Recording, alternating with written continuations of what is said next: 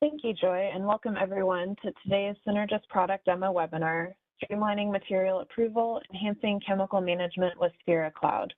I'm Kay Bechtold, Managing Editor of the Synergist, the magazine of AIHA. I'd like to thank everyone for joining us today, and especially Sphera for sponsoring this webinar. Today's product demo is scheduled for 30 minutes, and we have a lot to cover, so I'm going to dive right in and quickly introduce today's speaker, Huzaifa Yawer. Huzaifa is a solution engineer supporting the product stewardship team at Sphera. He has been working in the EHS&S space as a solution engineer for almost 5 years. He has a background in environmental engineering, has worked at other leading EHS&S software providers in the recent past, and has a broad range of experience covering chemical management, corporate sustainability, and health and safety management. And now I'll turn the presentation over to Huzaifa. Thank you, Kay. Hello, everybody. Thank you for joining us here today. Like Kay mentioned, we have a lot to cover today, but we want to make sure today's conversation is focused on an element that is beneficial to all the attendees today. With that being said, I'm going to jump right into it. Like Kay mentioned, I'm a solution engineer at Sphera, and I work very closely with our chemical management solution, which is an important function of what we're going to be talking here today. As we get into it, we'll start off with an overview of SpheraCloud, our consolidated solution, how material approval ties into our SpheraCloud Chemical Management solution, and then I'll show you a demonstration of how we can use the tool to automate the material approval process for any organization. We'll end it off with some question and answers, which would be at the tail end of the session today. So with that being said, today we're going to be looking at the chemical management components of SpheraCloud. As you may be aware, Sphera offers solutions across many different elements of operational efficiency and sustainability management for any organization. Product stewardship arm, which we're looking at today, covers product compliance and chemical management, which is focused on the authoring of SDSs and the management of raw material SDSs respectively. The product stewardship solutions are powered by our managed regulatory content, which is a Sphera-maintained content library that covers things like chemical substance names, languages, GHS formats, regulations, and many other elements that organizations need to stay aware of at any time. This content flows into our chemical management solution, which focuses on the management and access to raw material SDSs for any users that may need to review them, as well as the ability to apply rules and workflows to ensure the right steps are in place for any chemicals and raw materials that are coming into a facility.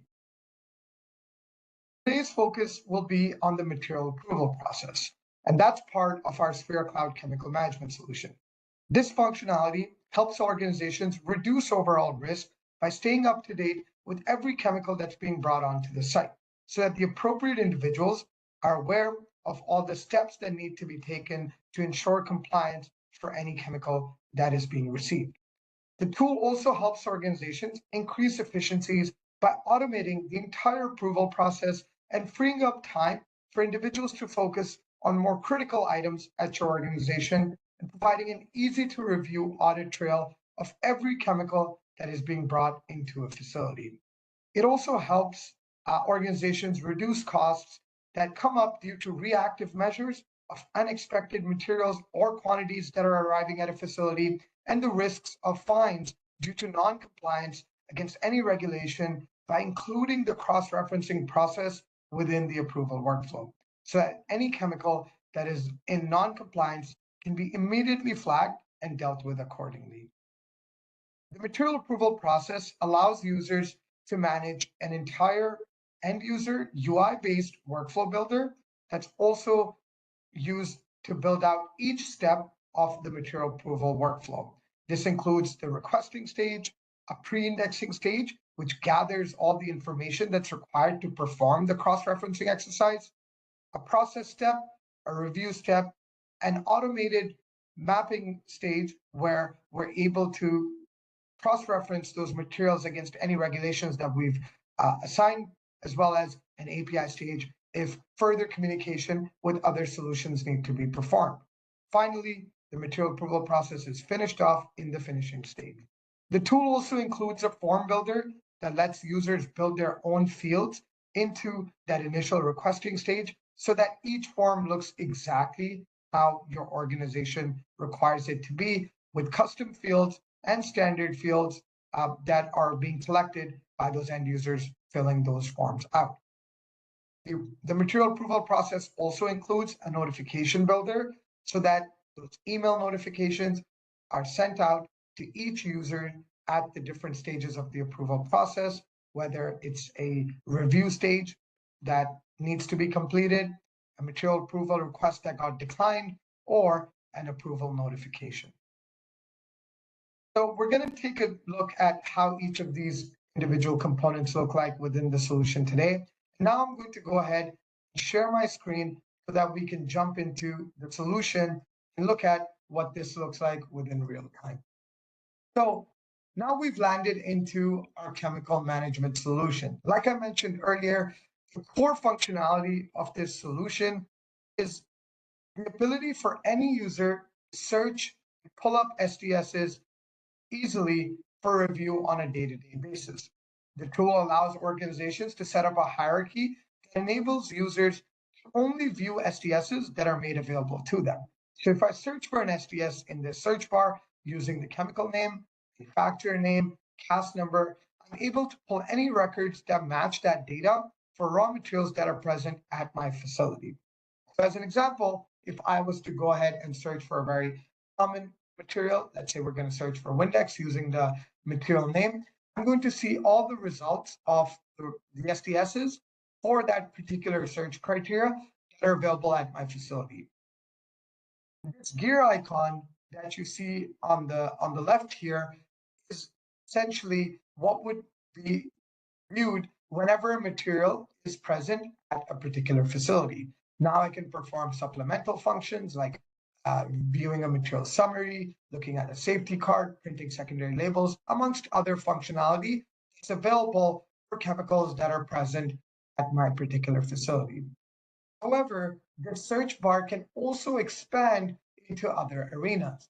For example, being able to include a corporate catalog that allows us to view all the different versions of that SDS that are available at our corporate index are also going to be pulled into this search. Now, keep in mind, this is something that we will usually security control based on what your organizational requirements are, based on the different companies that we work with. Some would allow users to search the entire corporate catalog, while others would restrict that access. Now, when we see this green icon on the left of any particular material, that means we're able to trigger a material approval request using the workflows that are available to us and trigger that entire process that has been set up ahead of time, right? This is also possible if we're pulling in the chemical management catalog, which is the entire Sphera chemical management catalog with over 2 million documents, which again can be accessed by users that are viewing this solution. So if I was to now trigger that material approval request, the system prompts us to select a workflow for the material approval process. Now, this allows users to select the appropriate workflow as depending on the different facilities, the types of approvals that are required, organizations may want to set up multiple different workflows for us to be able to use for submitting a material approval request. And I'm just going to go ahead and select one for demo purposes. As we go through this material approval request, you'll see that most of the fields will automatically be populated since the system is aware of what that material is, what the manufacturer is, and other data which has already been indexed into the solution. Whenever an SDS is brought into SpheraCloud Chemical Management, the data behind it is indexed, is including those important fields that are stored within the SDS. The fields like your composition, the VHS classifications, those are all stored in the system and they can be leveraged in areas like this. Now, as we may be aware, Windex does not necessarily have a lot of hazardous materials which are disclosed in section 3 of the SDS. So the system is automatically going to include non-hazardous ingredients into the cast section, which is what we're going to use to perform a cross-referencing exercise for any regulation that may be important to us. However, if you do have full formulation of this material that is provided to you by your suppliers, you're able to input that into the system so that the cross-referencing exercise can be performed for this particular material. Now, we're also able to determine where this material is going to be stored. So again, when we're bringing that material in, we're able to determine exactly where it's going in our facility. And what you can see right now is an example of a sub-hierarchy, which is presented in front of me, where I can select where this particular material is going to go. Now, we can also start to mark other elements. Now, this entire form that you're seeing is an example of a custom form that we've built for a material approval process. I can mark this form as proprietary internally or externally, again, if we want to control who views this SDS internally or is able to access this SDS from the repository, you're able to select those options. Now, if you are using one of our additional modules, like our chemical inventory management module, you're also able to track how much of that material you're expecting to receive so that you can start to generate an inventory of that material against the record as well. Right? This would include tracking how much of that material you're receiving, when you're receiving it, as well as other fields that may be important to you. Again, this is fully available to the users of the chemical inventory tracking module.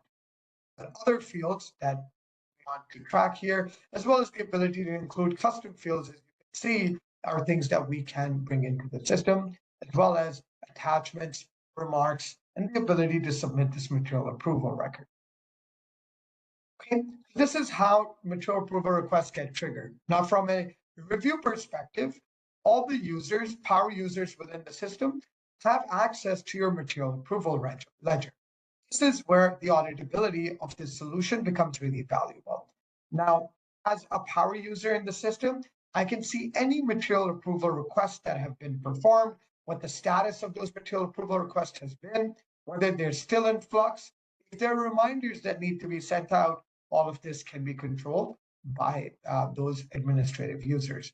So if I was to go into any of these material approval requests, I would be able to issue out reminders, see the stage where this particular request is right now, and again, ensure that there's no bottlenecks within our overarching process.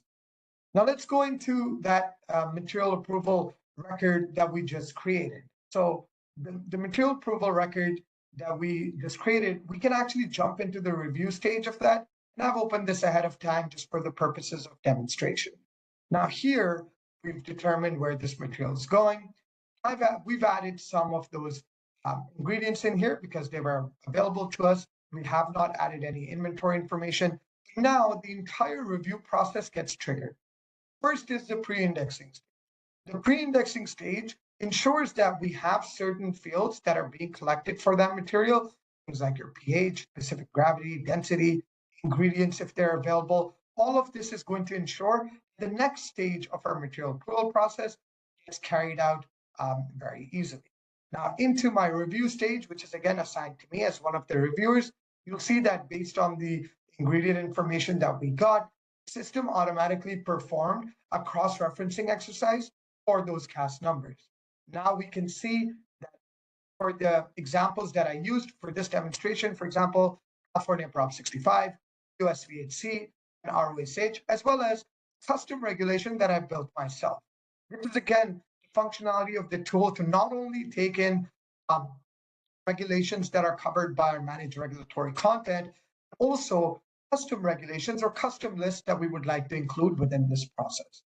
I can then choose to approve, deny. If I'm denying it, I can either deny it to finishing, which says we've shut down this request altogether, or I can deny it to the requester, asking them to provide more information.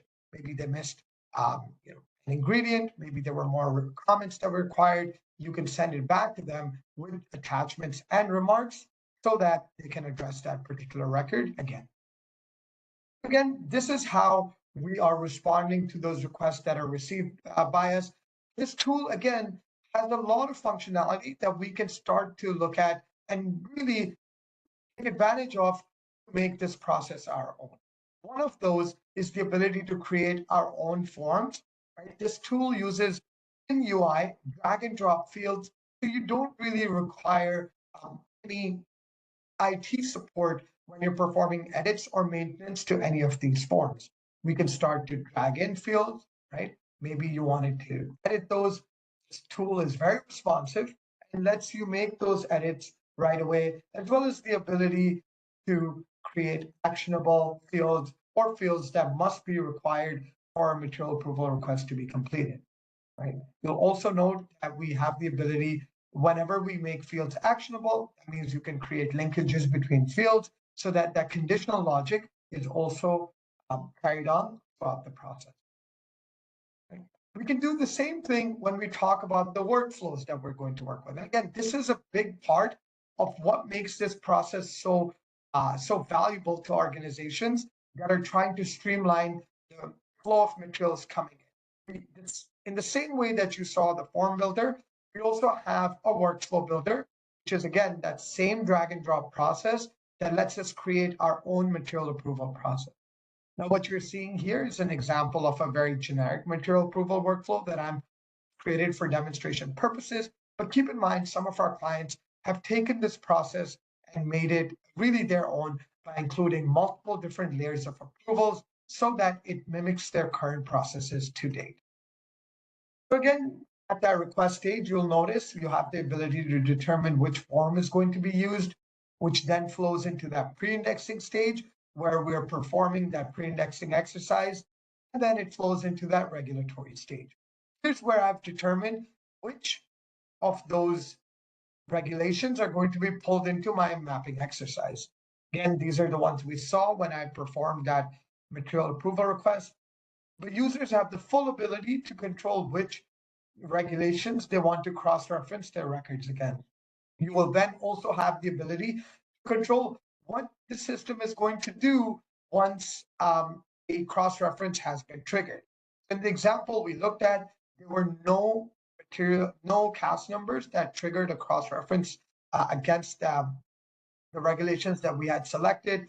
In the scenario that we did have a cross-reference that occurred, you would be able to determine if a cross-reference did occur, we would go into our product stewardship team, which has its own reviewers that have been set up. These reviewers can be edited, added to. Again, in terms of best practices, you have the ability to determine if you're going to issue these out to a group of individuals, if you're going to issue these out to particular users in specific, and you're also able to determine if they need to all provide their reviews for this process to go forward, or if any one person can provide a review to push this process ahead, right?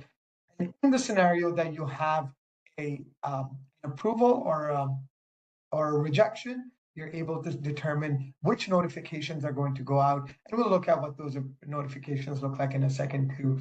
But again, also including the ability to inform additional users each time an approval or a rejection occurs, so that all the people in your organization need to be aware of any material approval requests that have been approved or rejected are aware of those through those automated emails.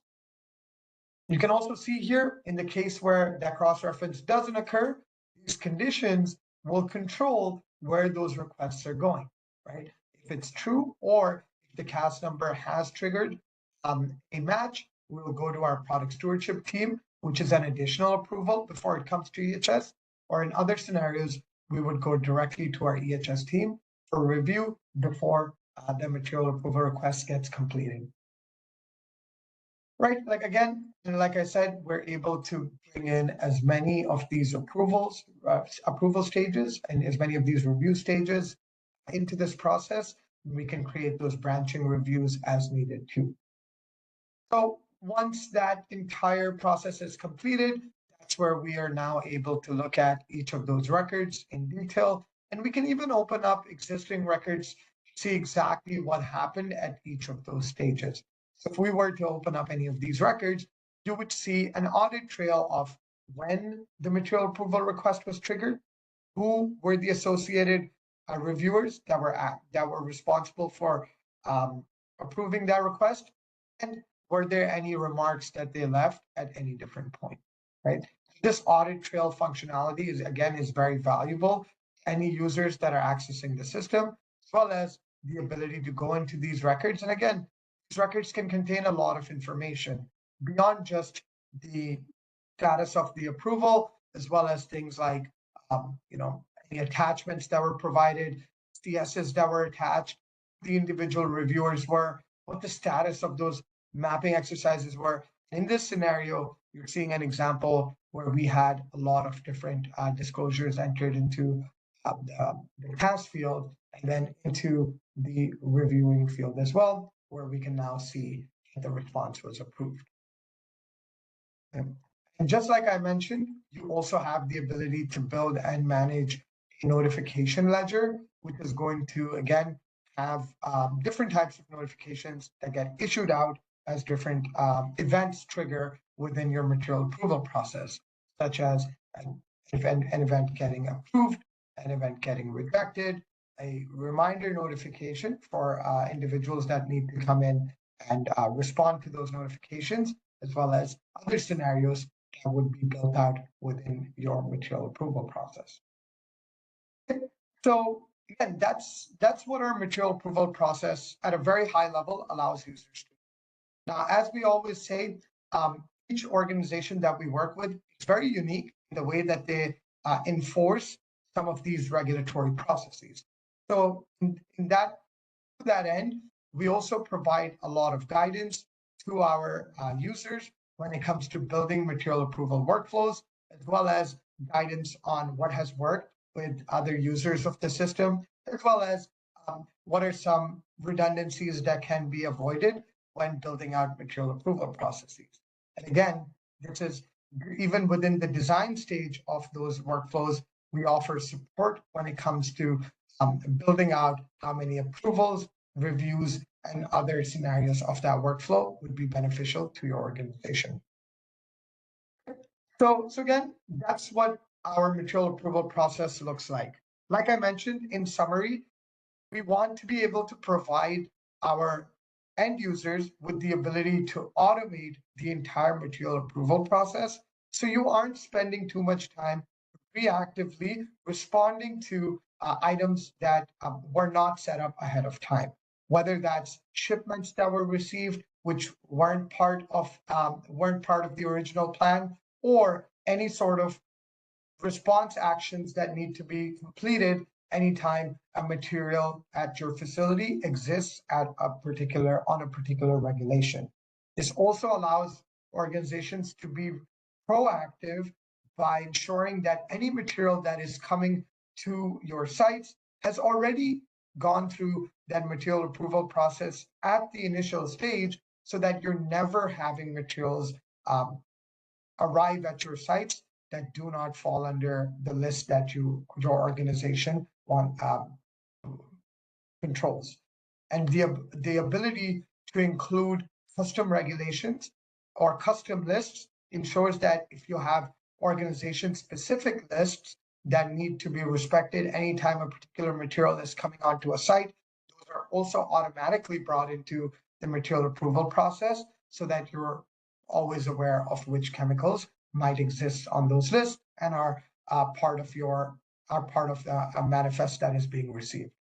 Again, this allows your organization to ensure that you have the appropriate stages ahead of time, the appropriate steps ahead of time, when in those scenarios where those shipments may be received, and you're not spending time reactively managing those particular shipments. Okay, so that covers a high-level demonstration of our material approval process. I'm going to go ahead and stop sharing my screen now, and we'll open up the floor for any questions that that may have come up as a result of that demonstration. Okay, thanks, Huzaifa. It looks like we have about 5 minutes for questions, and I do have a few for you already. The first question I have is the power user able to assign an approved material at one site to another site?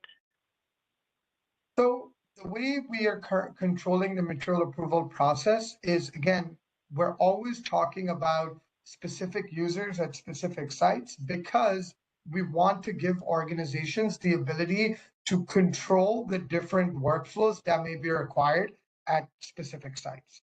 However, if a corporate user is bringing in particular materials to your facility, they're able to do them at any site if they've logged in from the corporate site itself.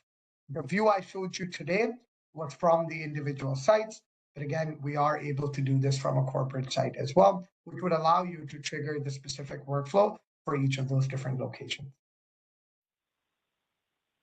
Okay, thanks. The next question is, what countries are built into the system for regulatory review against CAS numbers? Yeah, that's a really good question. So the managed regulatory content I initially mentioned during my presentation, it is a global repository of regulatory lists that are housed and maintained by over 150 individuals at Sphera that are all regulatory experts. That team powers the day-to-day use of our product stewardship applications, like the chemical management application you saw today, as well as the intelligent authoring application, which allows users to author SDSs. So when we talk about coverage for particular regulations, this is a global list. I wouldn't be able to list out all the countries off the top of my head, but we're able to provide you with more resources at our website, which points out all the different countries, jurisdictions, and regulations that are covered by our managed regulatory content. Just for a frame of reference, all the GHS formats are covered. We have over 400 regulations that are covered, and we cover most of the popular regions such as the US, EU, and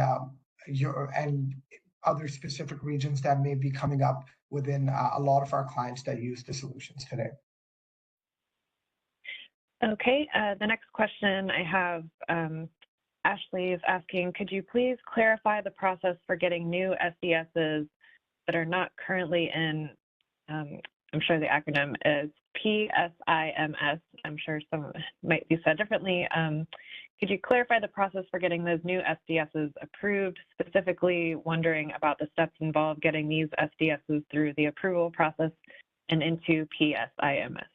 Yeah, I'm not particularly aware of what PSIMS is, but I will say that the process I showed you today was obviously pulling SDSs in from a corporate catalog or a chemical management catalog, but this functionality exists for any SDSs that may not be part of the solution today. So you're able to upload SDSs, trigger a material approval request with just the name of the material so that your specific power users are able to review that SDS and make sure it is an SDS that can be brought into that particular facility. And what Sphera does in the back end is our team that handles the indexing process will have a look at the SDS, determine if that SDS already exists in our solution, right? It might be under a different name, or it might be a different it might not be the exact same record, but we're going to go through and ensure that we have that SDS or not.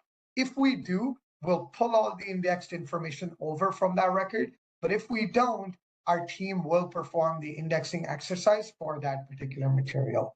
So as it finishes the approval process from your organization, it will become available for use right away. But the index data will also become available once our team has completed the indexing process. Got it. Thank you. I think we might have time for squeeze one quick question. Someone's asking about printing labels. Can SDS QR codes be embedded on workplace labels when printing from Sphera? Yes, that is a functionality that is available. Yes.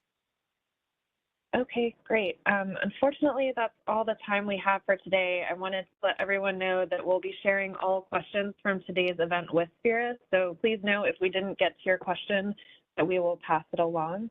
I wanted to thank Huzefa. Oh my gosh, I'm so sorry. I'm blanking on your last name. Wanted to thank Huzefa for his presentation, to Sphera for sponsoring today's product demo webinar, and to all of our participants. Our Synergist webinar series will pick up again later this summer. Please check aicha.webvent.tv for updates. Thanks everyone again, and have a great day. Thank you, everyone.